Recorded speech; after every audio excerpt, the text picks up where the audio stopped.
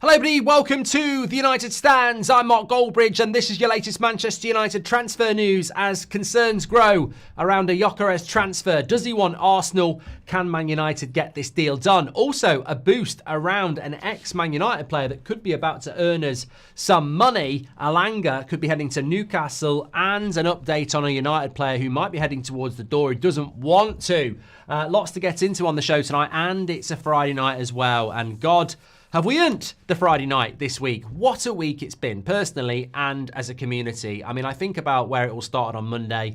We'll unpack all that. It's a different type of show on a Friday night. We like to kick back and just chill as a community on a Friday night, and I'm definitely looking forward to it. It's been a big week, a really big week, and I'm glad I spent it with you. So lots to get into. We're going to start off with this Gyokeres story. We've actually got an update on Gyokeres and his transfer status from Fabrizio Romano in the last half an hour. Also from Ben Jacobs as well, reiterating the situation. So let's dive into all that. But before we do, don't forget the show is sponsored by Surfshark tonight. We have used Surfshark before. Fantastic bit of kit, and you might need to use this a little bit more next season, actually, because I'm not sure Man United are going to be on the TV as much as we would like. So what is Surfshark? It's a top-tier VPN, a virtual private network. It's all about protecting your online data and privacy with Surfshark. Your private messages, your photos, your videos, and sensitive information is all securely safeguarded. But the coolest feature, I think, is its ability to change your virtual location on platforms like Netflix, giving you access to a world of content no matter where you are. So I was in New York on the start of the week.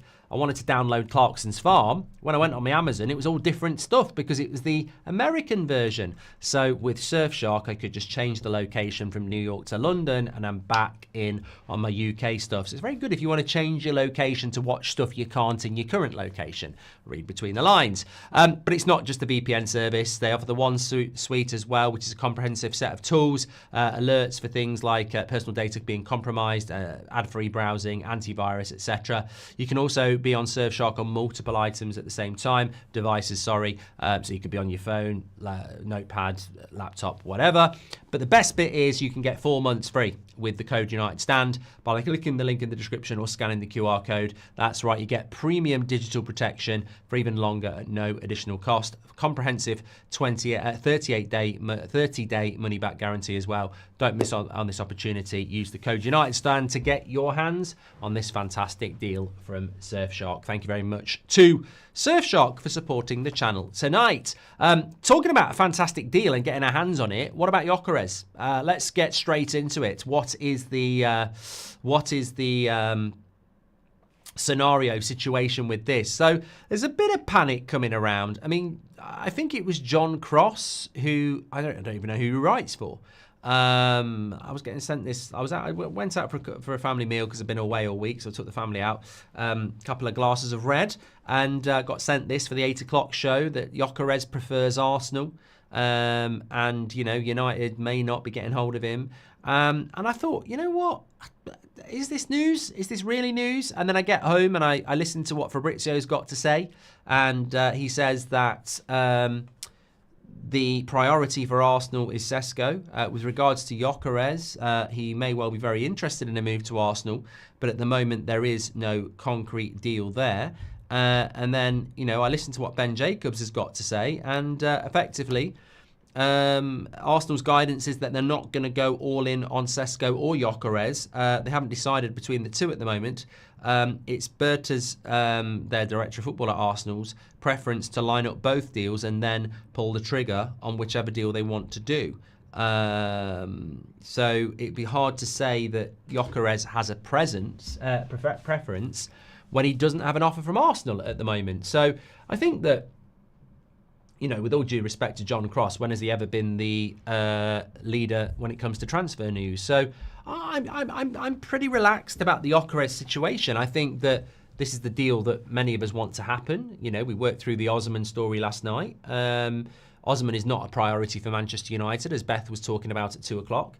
I don't think he should be anyway. And Gyokeres is.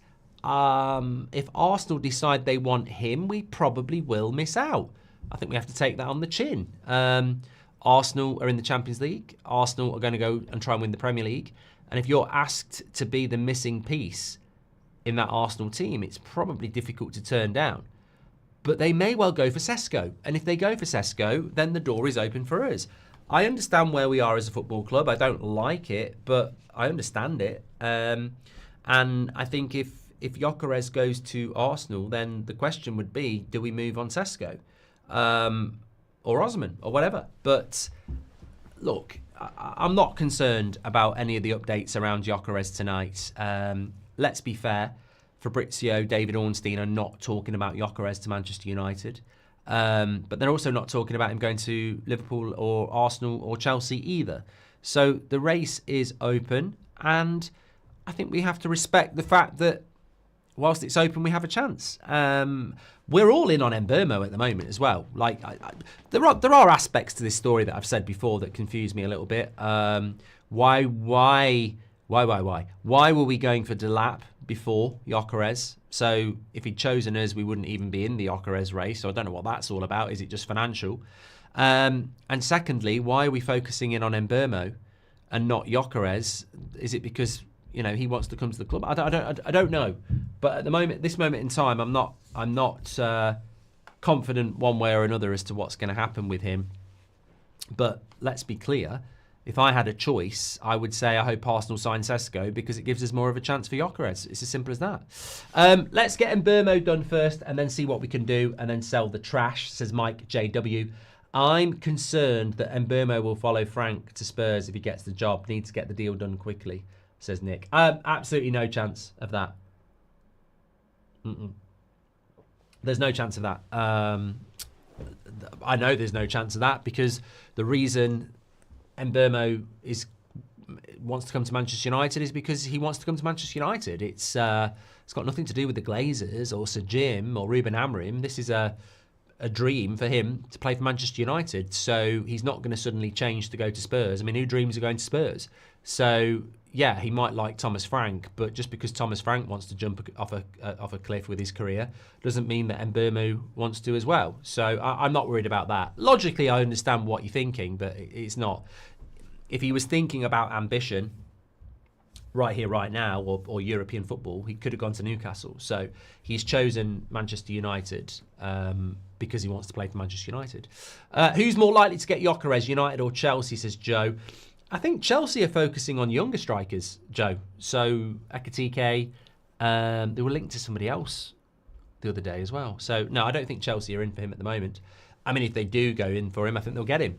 I mean, I think we have to accept that Chelsea are better than us at transfers, Let's get done that one from Mike. Mark, I'm concerned. Ember have done that one from Nick. Are you worried that Brentford won't want to lose their best player and manager since Frank seems to be going to Spurs, says Marble. I honestly, Marble, I don't think it matters what Brentford want. They've started negotiations with Manchester United. The player said that he wants to go.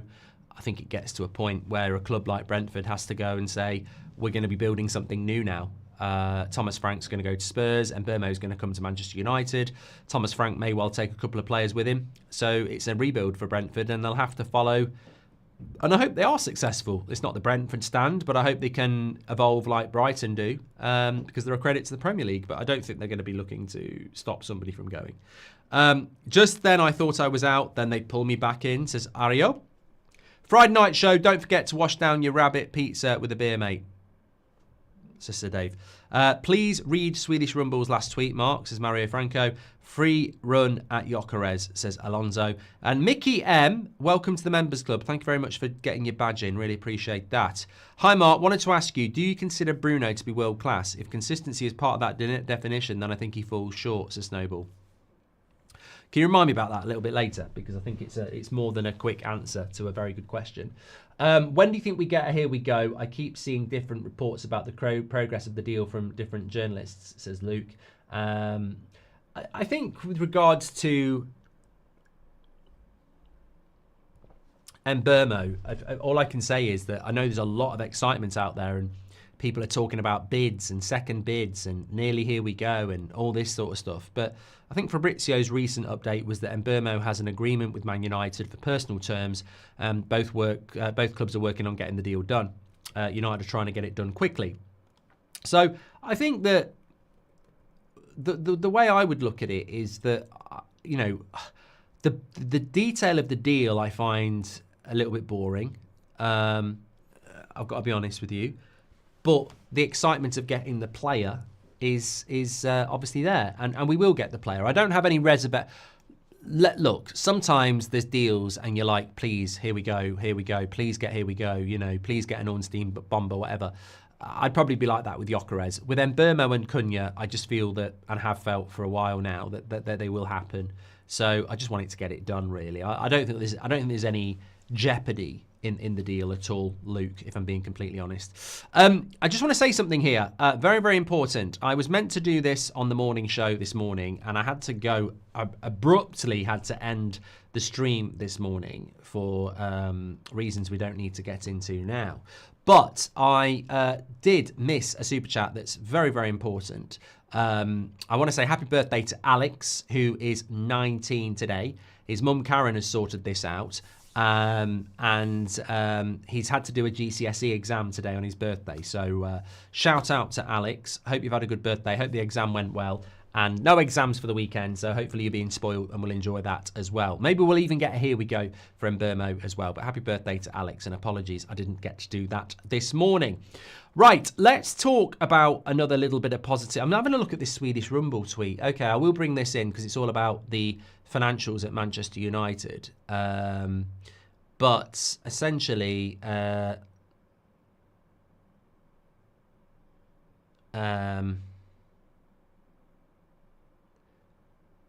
have a look at what he's saying.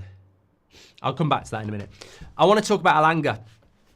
So we might be able to get a little bit more money in at the end of the day. We might be able to get a little bit more money in because United's former United player Anthony Elanga is now of interest to... I mean, it's weird how football works, isn't it? Because Newcastle wanted Mbeumo, and Mbeumo is perfect for Newcastle. We get Mbeumo, and Mbeumo doesn't go to Newcastle. So Newcastle move for the next best thing, and arguably the next best right winger in the Premier League that's not playing for Liverpool or Arsenal. And his name is Anthony Elanga. So they buy Anthony Elanga from Forest for 50 million, and we probably get between 5 and 10 million in sell-on clause. So in a way, it couldn't have worked any better, could it? Because we get Mbeumo, they don't, so they go and spend it on Elanga, who is a player that we get a bit of a buyback for. So effectively, we could get about £7 million out of Elanga going to Newcastle, which takes some of the money off what we've got to play for Mbeumo. So it'll work out quite well if that actually happens, definitely. So yeah, looking forward to that if it happens. But we've got a bit of a Ben Jacobs tweet coming in here. Arsenal continue talks with Leipzig over Sesko with a bid possible soon. Sesko is keen on a move to to Arsenal. That would be funny. Gyokeres still under consideration as Berta keen to advance multiple options before officially bidding, but Sesko discussions are more advanced. Arsenal feel both Sesko or Gyokeres can be secured for around €70 million. Gyokeres remains open to Man United even without Champions League, as revealed yesterday, even though Man United haven't yet made an approach. So that's basic. I mean, to be honest with you, I don't know whether Ben's watching the show, but he's having a great summer, doing great work, and I had messaged him earlier down at the pub and asked him what was going on. So obviously a lot of what I mentioned a few minutes ago is actually in his update as well, that Arsenal are progressing both deals, but it's hard for Gyokeres to have a preference between Arsenal and Man United when he's not got an offer from Arsenal and he's not got an offer from Man United.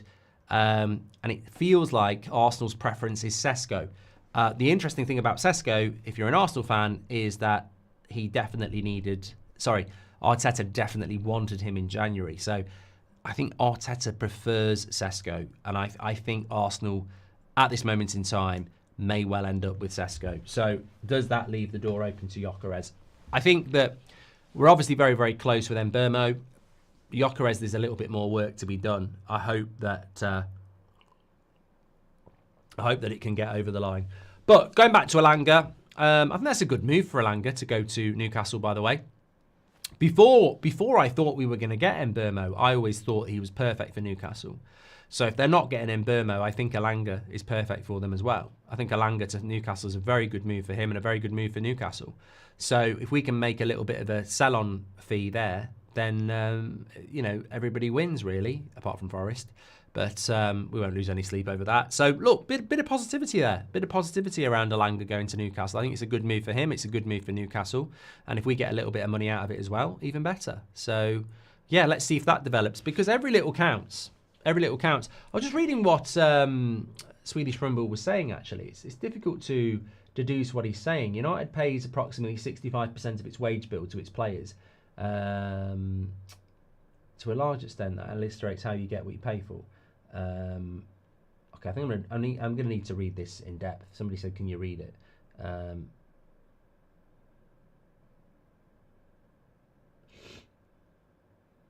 So basically, if the plan is to ever compete in Europe, United must make up for the debt it has to its squad. You can fail even if you spend money, but it's no coincidence that Chelsea are in the Champions League and has spent 600 million more than us. It's no coincidence that PSG invested twice as much as we have since the end of 21-22 and just won the Champions League while we were out of Europe.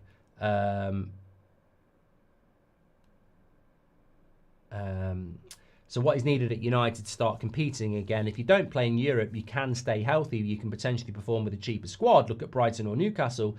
They had complete meltdown seasons when dealing with UEFA competitions as well as the Premier League, but both before and after they move up like 8 to 10 spots in the table or whatever. So that is a benefit.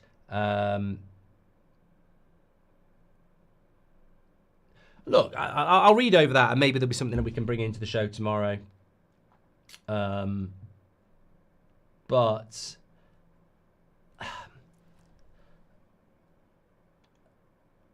I think effectively United have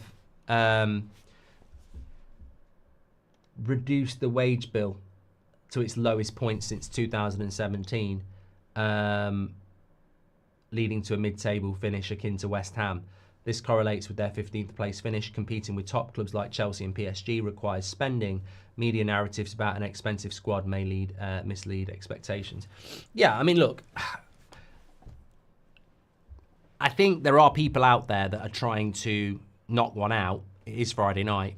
To the fact that United have had favourable Q3 financial results.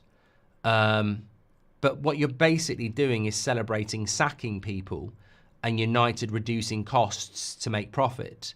We're not playing Monopoly, we're playing football. Football clubs aren't meant to make profit. Man United's biggest issue is the debt. Sacking people to make the club a little bit more financially viable is not the same as reducing the debt that the Glazers put us in. I certainly will not be sitting here celebrating favourable Q3 financial results by sacking half our workforce when we are £1 billion in debt. But there are some people out there trying to celebrate it. The reality is, as Swedish Rumble says, Chelsea have spent a lot of money, they're in the Champions League. PSG have spent a lot of money, they've won the Champions League. Man City have spent a lot of money, they've won multiple Premier League titles and the Champions League. We are not going to win the Premier League or the Champions League by sacking people and going, look at our Excel spreadsheet, we've made a profit and we've reduced our wage bill. You pay for what you get for, ultimately. If United want to be successful, they need to spend money. We've just spent 20 minutes talking about Gyokeres and Mbeumo, Cunha. We need to buy players. I'm never going to spend time knocking one out about football anyway. It's not sexual for me, but I'm not going to get excited about a bloody spreadsheet saying we've turned a profit. And I think these morons that do it, I don't know what they're talking about. For me, football's never been about making money. Football's an entertainment sport. You know, if Scorsese wants to make the best film he's ever made, I don't think he's thinking about doing it on the cheap. We are Manchester United. We need to win Premier Leagues. We need to win Champions Leagues. I'm not excited about sacking a load of people and making a bit of a profit when the club's £1 billion in debt. So I'll never understand why people get excited about this. I don't understand. I don't understand it at all. Oh, we've reduced the wage bill. You'll never sing that. You'll never sing that. We've reduced the wage bill to the lowest point since 2017. You'll never sing that. I don't care if we've got the biggest wage bill if we're winning stuff. Couldn't give a toss. So, look, the exciting thing for me is that we are linked to Gyokeres. That was, he's experienced. Mbeumo is experienced. Cunha is experienced. What are we going to do with the goalkeeper? If we can reduce the wage bill and make cuts and it allows us to buy good players, great stuff. But we bought one player so far, and ultimately I'll judge this transfer window at the end of it. But I'm not going to celebrate sacking people, cutting costs, and making out that that's the way to run a football club, because it's not. I don't see Wrexham doing that in their, going from National League to the Championship. I don't see Birmingham City doing that. I don't see Blackburn Rovers doing that years ago. Ultimately, football's an entertainment sport. You need to spend money. That team needs better players. We finished 15th in the league because we're shit. Absolute shit. That's why we finished 15th. If we want to climb the table, we need better players. If you want better players, you've got to buy them. If you've got to buy them, you've got to spend money. It's as simple as that. I've got no interest in bloody Excel spreadsheets. I've got none. None at all. I don't see the point. I don't see the fascination with celebrating about turning a minuscule profit because you've cut the club to the bone. We need to spend money. And if they're not planning on spending money for the next 3 years like we need to, then this will all fail. Simple as that. But the positives are I actually liked last summer transfer window, and at the moment I quite like what I'm seeing here. But we've got to keep the pressure on. Cutting costs only goes so far. At some point, issues with the debt and revenue have to be addressed, probably before any kind of regeneration projects, says Emily Derry. And SMXTH, maybe Smith, says, hi Mark, love your content, keep up the good work. Thank you very much for tuning in. Get your comments in tonight, it is Friday night. Mario Franco says, basically we've got a cheap squad, but media makes it seem like we have a huge wage bill and Glazers are fine with it as they stop spending and make excuses. You know what, Mario? We're freestyling a little bit here. I think we've got a shit squad. I do. I don't really care how much it costs, but I think we've got a shit squad. When I go through that team, goalkeepers, crap. They're crap, both of them. Let's be honest. Centre-backs, potential, a couple of decent ones. We're okay at centre-back, to be fair. Full-backs, not where they should be.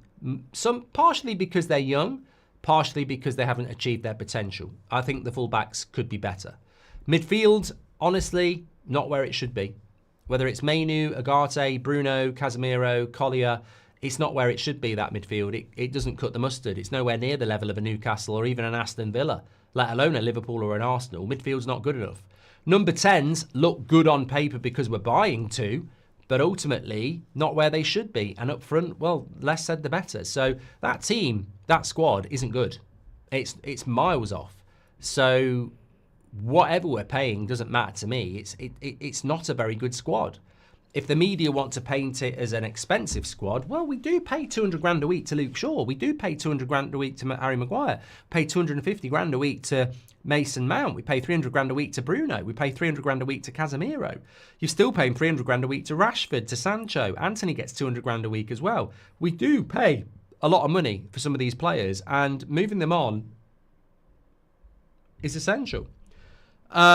If we sign Gyokeres, says Lance, I'm confused where Bruno fits because he isn't disciplined enough in the midfield too, as Mbermo will play as the other number 10. I don't think Gyokeres has got anything to do with Bruno though, has he? Because Gyokeres isn't a midfielder or a number 10. So I don't know. I don't get the correlation between Bruno. I do get the point about Bruno in general, but I don't get the correlation between him and Gyokeres. But look, Bruno's here to stay. I think the conversation will carry on about whether he's a midfielder or not. But Bruno's here to stay, and nothing's going to change my mind until I visually see it, that he's a midfielder. The only thing I would say about Bruno is, and I might be right about this, is if we sort the defence and wing-backs out, maybe you can carry a Bruno in the midfield because you've got 3 good centre-backs for the defensive side of things and 2 wide-backs who provide the width, and Bruno basically becomes a luxury free roamer. I mean, basically, that's what Bruno is now. I think he's a free roll, and he can be very dangerous in that position, but you can't have a free roll in a double pivot. So the only way I think we can free Bruno into a free roll is if we've got a centre-back that steps into the midfield and 2 wing-backs that, get forward. And maybe that's the evolution that Amrim's looking for. But in a 38-game Premier League season, playing a free-rolling pivot midfielder, I've never seen that before. But maybe that's the plan. Joey Gaynor says, what's the crack, Mark? Can you call Daniel Wright a Pratt? You're a Pratt, Daniel, apparently. Friday Night White says, when Ruben said he only wanted players that wanted to be at United regardless of the Champions League, do you think he was talking to us or the board, basically saying he didn't want Delap and Victor was there? The irony of that statement is that sometimes we get fed bullshit. I saw that, we reacted to that press conference where Amrim did say he only wants players that want to play for Manchester United, and yet at that very moment he was saying that, Liam Delap was waiting to see who was going to be in Europe. So Liam Delap literally chose Chelsea over us because they're in Europe. If Chelsea had bottled the Champions League and we'd won the Europa League, I think he'd be a Man United player. So there's a bit of hypocrisy there because United's priority was Delap. And if we'd won the Europa League and Chelsea hadn't got the Champions League by beating Forest on the final day, I think he would have chose us. So there's a bit of hypocrisy there, but it's always a really good cheerleader moment, isn't it, to say we only want players that want to play for Man United. But in fairness, Cunha only wanted to play for Man United and Burmo only wanted to play for Man United. The player that surprised me was Liam Delap because he's ex-played with Wilcox, ex-coached by Wilcox, 1 year in the Premier League with Ipswich, and he decides, I'm going to choose the team that's in the Champions League. So, you know, if anybody was going to choose that, I thought it might be Cunha and Mbeumo. But you know, I've always been a defender of foreign players. We've had such a rich tapestry of foreign players, from Ronaldo to Van Nistelrooy, Van Persie, Cantona. So many foreign players that have been legends at this football club.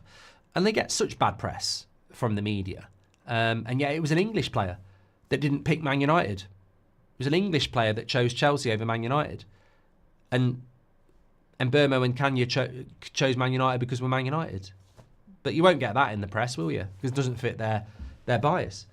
Max says, I've been watching since 180k sub. I mean, that's a big point. You know, I think of the treatment of Anthony Martial, David De Gea, Bruno Fernandes by the press at times. You know, Bruno Fernandes got accused in a Liverpool game of wanting to be subbed off. Just incredible criticism and unjust. And some of the criticism of the foreign players over the years has been bloody disgusting.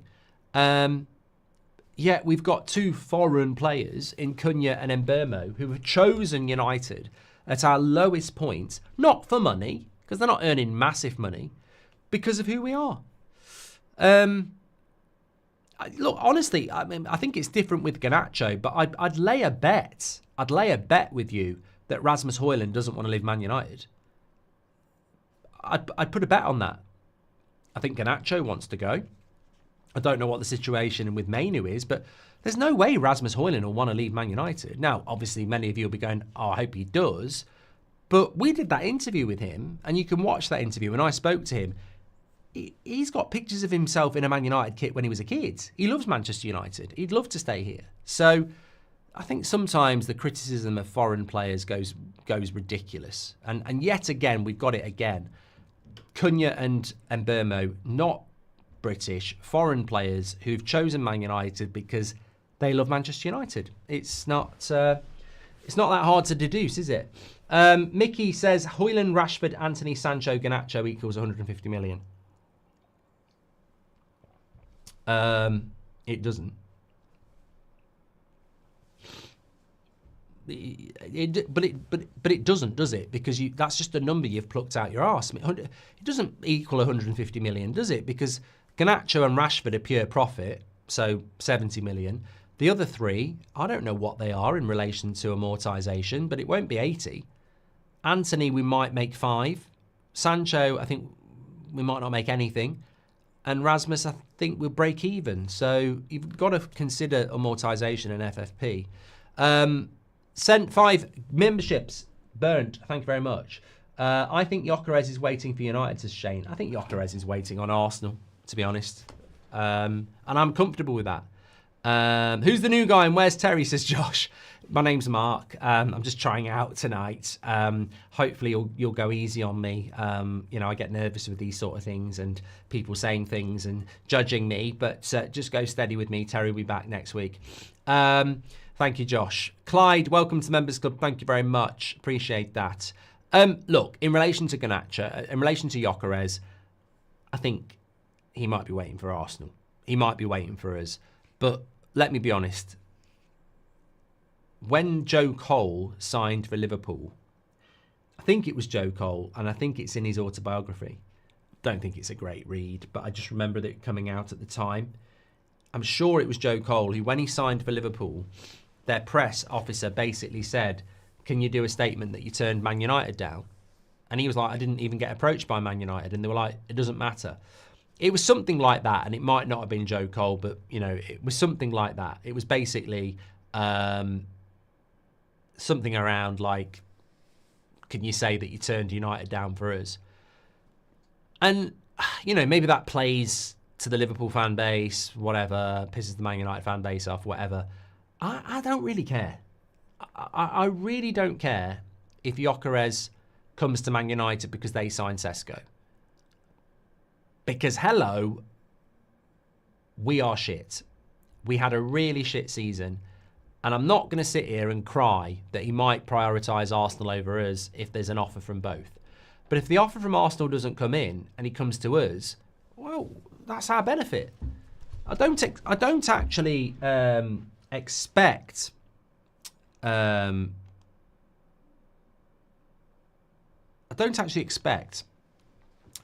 players to be prioritising Man United at the moment. I think we've got to do a little bit of begging. I think we've got to get a little bit of luck. And if Arsenal go for Sesko and we get Gyokeres, then hopefully that decision helps us out. But there's people out there. I only want players who want to play for Man United. Yeah, well, beggars can't be choosers, and I think this player's the right player for us, and by whatever circumstances he comes to Manchester United, will do me. The only players I don't want at this football club are people like Di Maria, who really don't want to be here and just come for the money. That I don't want. But if we're somebody's second choice because they couldn't get choice one, in some ways that could be good because they might be more motivated. Red Jackal has retracted it. Selling Outcast is our task to unlock new deals, says Melmo. It's not hypocrisy if the club wanted Delap and Ruben didn't, and that was the reason. That was his reason to say that, says Friday Night's Whites. I'm begging for Wi-Fi. Hope you're doing well. Says negotiations with Mbermo from Brentford is like Wirtz to Liverpool. Both players have a wish to go to their clubs, but the selling club will want to negotiate the fee as high. Says business first. It's business first. Says I'm begging for Wi-Fi. Yeah. Is Florian Wirtz worth the 150 million? Will he be a success at Liverpool? Says Angus. I hope he isn't a success at Liverpool. But I'll be honest, I do like the Premier League and I am looking forward to seeing what he's like. Garvin, welcome to the Members Club. Parker says, I think Ten Hag has ruined it for every manager after him with his dog shit signings. Why doesn't he buy an Arna back? Because he's shit. Your Norm impression was quite good last night, says Rico. I don't know what impression that was. Esteban would make for an excellent right wing back. I also wish we could get Wharton, but I'd fancy Hackney a lot, says Andre. Like Shaw out on loan, would he? World Cup year, says Daz. He won't be fit. He won't be fit. Mike JW says, Sir Jim needs to realise talk is cheap. Cutting jobs is cheap. Getting quality players is not going to be cheap. This squad needs serious investment. Here, here. Here, here, Mike. Here, here.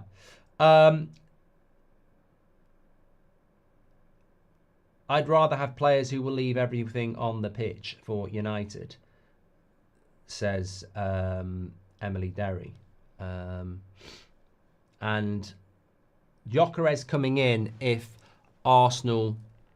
Sorry, I've lost my track here. Patrick Lynch has given us a super chat. He says, Gyokeres coming in if Arsenal doesn't bid for him means he's ambitious and he comes in with a point to prove. Plus, we still get a good player. It's a win for us either way. Thank you, Patrick. Appreciate that. Oh, sorry, this has gone really weird. What's going on? What's going on? Sorry, let me read that again from Patrick. Gyokeres coming in if Arsenal doesn't bid for him means he is ambitious and he comes in with a point to prove. Plus, we'll still get a good player. It's a win for us either way. I agree. I completely agree. I'm not that fussed. Really, really not. Arsenal have agreed terms with Sesko, says Shane. Would Roy Keane be classed as a foreign player, says Barry. I'll leave that to the chat. I lived in Ireland for 3.5 years. They don't class themselves as British.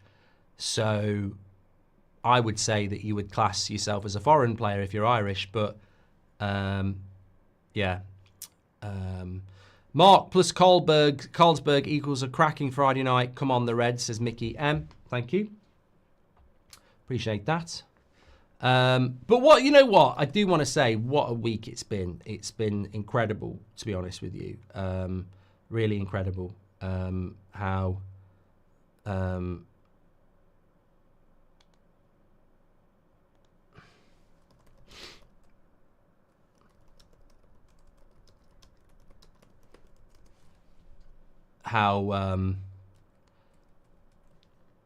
I mean, I just think it's been an incredible week. And I did want to just take this moment in the chat. If you've got a problem with your stream, just refresh it. Like, I don't know what.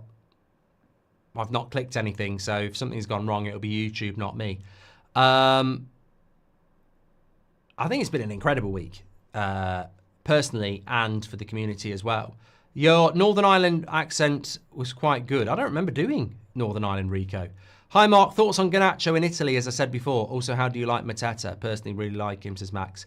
I told you Garnacho was leaving 100% the day after the Europa League final, and I told you he'll be a Napoli player by the end of the month. So that's what'll happen. As for Mateta, I'd be disappointed to get Mateta now, if I'm being honest. I think there was a debate about Mateta or Delap. There's no debate between Mateta or Gyokeres, and as much as I think Mateta's okay, I wouldn't go anywhere near him ahead of Gyokeres. So I'd be disappointed with him now because I really want to get Gyokeres, but let's see what happens. Emily Derry says, I'd rather have players who will leave everything on the pitch. And also, if we miss on Gyokeres, can't we do a deal with Napoli for Osman, which includes Garnacho? Says Kevin. I mean, this has been spoken about so many times that you can't do a swap deal with Garnacho and Osman because it works out really bad on the books for us because there's no book value for a homegrown player. So it wouldn't work on the books that well for us. Good to see concerned comments about pivot and lack of balance in the midfield now that Bruno's staying and most likely playing there. Amrin better have a plan. Simply read. It's a plan I'm very interested to see, actually. Rob, Always United's gifted 5 memberships. What a legend. And Ruben says, big shout out to Rob, by the way. That's absolutely fantastic. Completely off topic, but still upset we didn't even try to go for Frimpong, even though I don't think he would have gotten him. Well, maybe we did, Ruben. Maybe we did. I mean, we definitely did inquire with Frimpong around March time. But again, look, he's always going to choose Liverpool over us, isn't he? So I don't know whether United followed through on it, but we may well have done. We may well have done. What's gone on with this audio? Because we've been live for 40 minutes. Why would it just start messing around after 40 minutes? I didn't even move. So I don't really understand what people... I think you just need to click refresh or go off and come back, and I'll give you a few seconds to do it. So go off and come back because there's nothing... I've not touched anything, and I want to move on to the next thing. What do you think about Esteban? I think it's very interesting that Ben Jacobs is talking about it, actually. It's not a player I would have ever thought of as a Man United player. 27 years of age.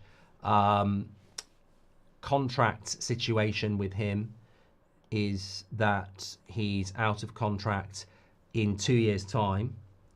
Obviously, he's not a right wing back. He's a left back. That's where he plays predominantly. So it's probably a position... I think he can play right-hand side. But it's interesting that he's been mentioned. I don't know. Tottenham have been interested as well, but Ben Jacobs is the only person that's linked us to him. So if we did end up signing him, you'd have to say that's an absolute screamer from Ben Jacobs, really. Constantine says, we have a problem in our fan base where we get too far ahead of ourselves. This is why players come to United and fail. Cunha and Mbeumo are instant changes to the squad, but let's not forget our midfield was run through. Yeah, you don't... Yeah, it's a very good point. If we let's say we get Mbeumo, Cunha and Gyokeres, I know how this fan base works. We're winning the bloody league. We're getting top 4 and we're not. Because guess what? The oldest lesson in football will bite you on the arse. You're only as strong as your weakest element. So suddenly we've got a front three that looks really good. What about the defence? What about the goalkeeper? We won't finish in the top four with an imbalanced team. And it's still, I think the midfield is imbalanced. I don't know what that midfield's going to be. Bruno Casemiro, Bruno Ugarte, Bruno Mainu. It worries me. Goalkeeper worries me. So I think that there's a lot of work to be done beyond just getting these players in, which is a great start. Nick says, I'm the biggest Ineos critic, but if we pull off Cunha and Burmo and Gyokeres, I will applaud. You know, when you read that back, Nick, I know what you mean, but it sounds like some sort of sex fetish. I'm the biggest Ineos critic, but if we pull off Cunha and Burmo and Gyokeres, I will applaud. Anyway, Sesko is Arsenal target. We're getting Gyokeres as reflex too early, mate. Way too early to be getting that confident. Would you take Muniz from Palace as a right wing back worth 25, Scott? Yeah, I think he's done very well this season. Do you think Esteban can help Dorgu develop as a left back? He's 27 and Premier League proven, says that guy Beto. Thank you very much for that. I think in relation to a wing back, I think it's probably the least priority of players that we're looking at now. Obviously, Mbeumo would join Cunha, then a striker, then a goalkeeper, then a midfielder. And if there's anything left, you'd go for the wing back. So that's the order I'd be looking at, you know, striker, Mbeumo, goalkeeper, midfielder, and then a wing back. I think a centre back is not required anymore with the development of Heaven. But yeah, I mean, I wouldn't mind another wing back because I think it's another area of the pitch where we are a little bit weak when it comes to a key area of the pitch that's very important for Ruben Amorim. Have fun with Gyokeres. We're getting Sesko. It is a good Haaland, says Zayn Niassi. I'm not going to say anything because you could still get Gyokeres, so I'm not going to say anything about it at all. Until people are holding the shirts up, we'll have to wait and see. If we don't get Gyokeres, I think we should go for Vlahovic, says Motion Sky. Yeah, I don't think we are, though. I've heard nothing about Vlahovic and any Premier League club, and I don't know why that is. It's a bit like Jonathan David, but maybe there's a good reason for it. Definitely. Shawnee says, where did you live in Ireland, Marco? I lived in Malahide, North Dublin. Fantastic. Anyway, look, it is Friday night. What a week it's been. I think sometimes we start the week and go, what's going to happen this week? We need to do this, that, and the other. But I think in relation to this week, when I think back to last Sunday night's show and I look at what we've had in 5 days, I hope we can have more weeks like this for, you know, the coming 6 or 7 before we go on the US tour, because I think about the week for me. Literally, I think I got on the flight to New York at 5 o'clock UK time. You can get internet on the planes now. I don't know whether it's on all planes, but you can get Wi-Fi. It's not the fastest in the world. I couldn't go live. The person I was with, why don't you go live? I said, I couldn't go live by bloody carrier pigeon than quicker than this. But I did get the whole Mbeumo thing, which was fantastic. And then obviously we got the David Ornstein thing on the 8 o'clock show about Bruno staying as well. So just a crazy start to the week. Mbeumo wanting Man United, Bruno staying at Manchester United. And then, you know, literally in the last 48 hours, we are in the race for Gyokeres. So look, I think sometimes it's really easy to be concerned, negative and angry about what's going on at Manchester United. But that doesn't mean that you can't be positive as well. As I always say, I don't live red zone and I don't live green zone. I live amber, because you can be really angry with the way the club's being run, but it doesn't mean that everything will be bad. And it's been a good week for Man United. It has been a good week. And I think hopefully we can have better weeks as well and keep building on this, because I'll be really happy if we can get Mbeumo and Gyokeres out of this situation. Still think there's a bit of work to do with the Gyokeres one, but Mbeumo's going to happen, and hopefully we can then move on to Gyokeres. And look, I was thinking about this this morning, that what we demanded at the end of the season was change. We might not get the change we would do, but we're not the CEO, we're not the owner, and we're not the manager. And I think Ruben Amorim actually is as close as any manager we've had since Sir Alex Ferguson left with regards to being in sync with you, the fans. I think he speaks similarly to us. And I think he makes similar decisions to us. I mean, you look at the time that Amorim's been here. He basically got rid of Rashford. He got rid of Anthony. He's going to get rid of Garnacho. He's going to get rid of other players as well. He's bringing in players that, you know, I've got to be honest, I like Dorgu. I like Cunha. I like Mbeumo. I like Gyokeres. So there's a lot of things that Amorim's doing that are good. But it won't always be 100%. You know, I would have sold Bruno. He's going to keep him. I'll back the manager. I'll back Bruno. But he will make some decisions that we don't agree with. But a lot of the decisions he's making are the right sort of decisions, and he needs to be back to do it. And if I look at the front three for the Europa League final, and I forget what it was, Rasmus, Ahmad, Mount, was that the front three? I think we'll see a very different front three in the first game of the Premier League season. And that's a key area for Man United. We need to score more goals. So that's changed. We need to see it in the midfield. We need to see it in goal as well. But we are seeing change, and it can't always happen as quickly as that. Burr says, have you got the lurgy? I literally got off the plane yesterday, got into the taxi home, and my nose started running. My nose got tickly. My throat got tickly. My eyes started watering. Allergy. I don't know. It's just really weird. So it's knocked me out for the last 24 hours. It's annoying, really. Not enough emphasis is being put on wing-backs. It's been our biggest issue in my view. No width, no overlaps. Delo and Mazraoui are too defensive, says JM.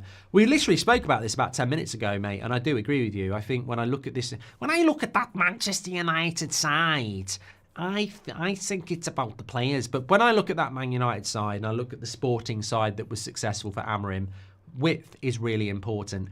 He doesn't play three centre-backs for a laugh, you know.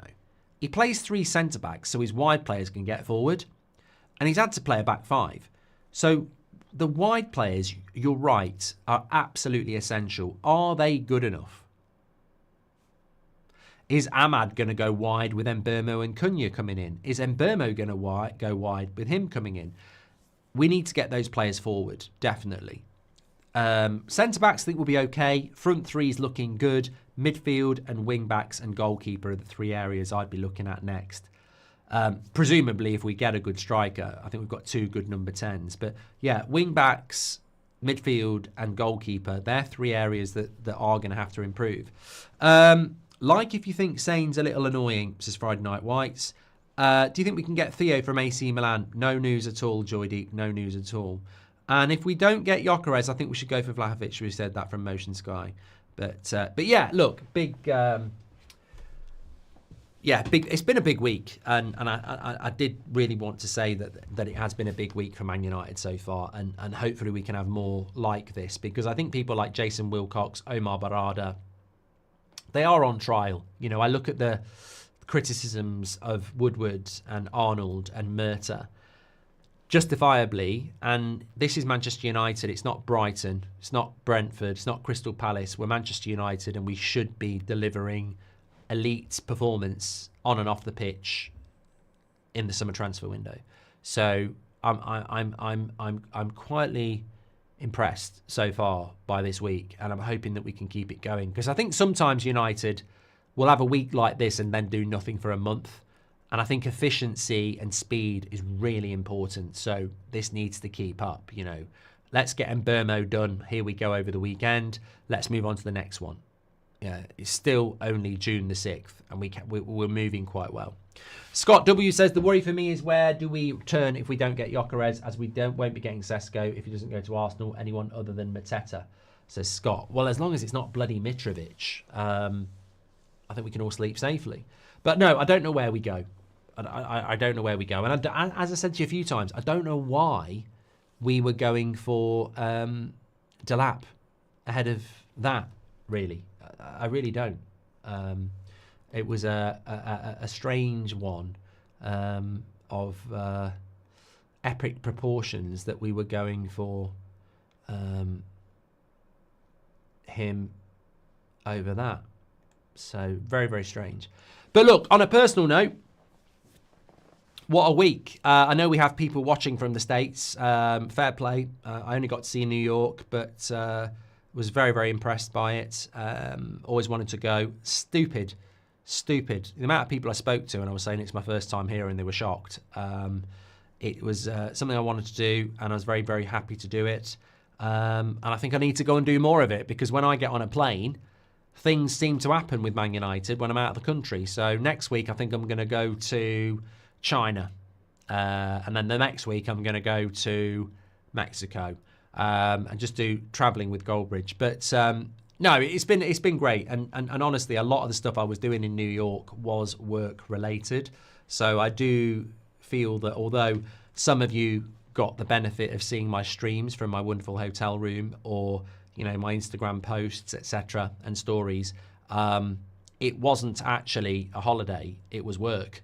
And because it was work, I think about Friday night shows, Sunday night shows, this community, where it started from.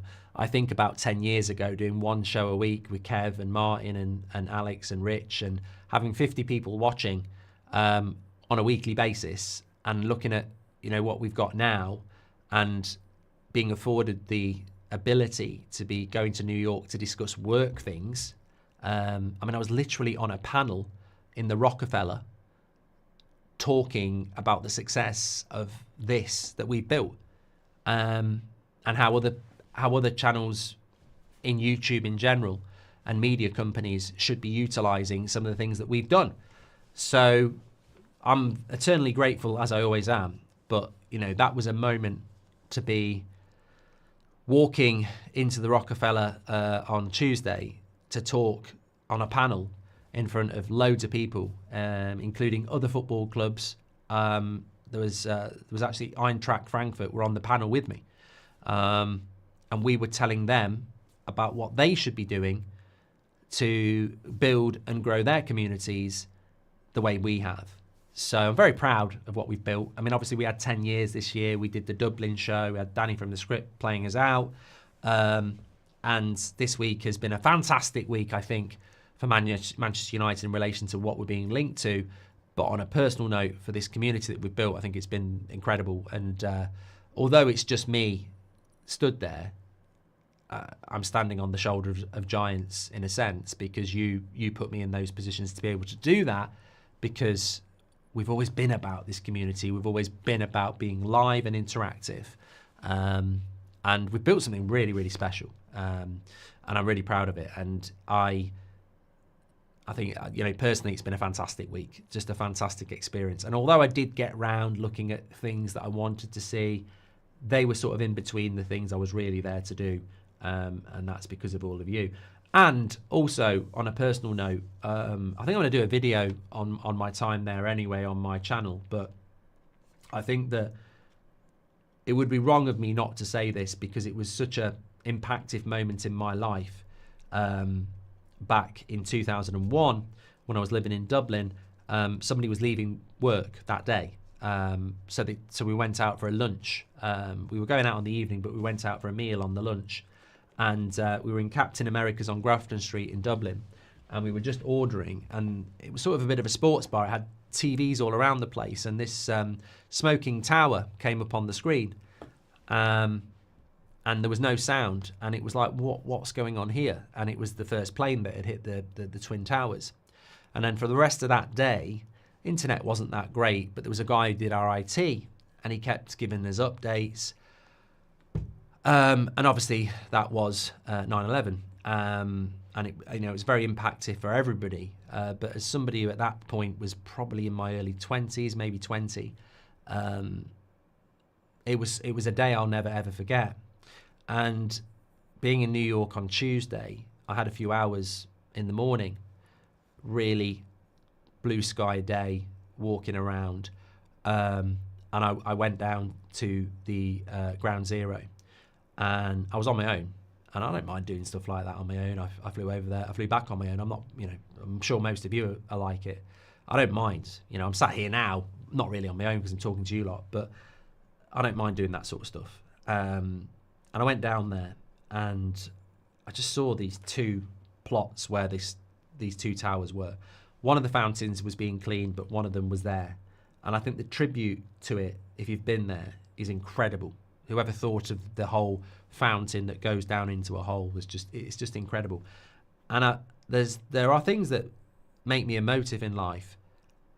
But I tell you what, there was tears in my eyes about that. I was just like, if you get the chance to go there and pay your respects, then you should do, because it is an amazing tribute to a horrific incident that many of us were alive to witness that day.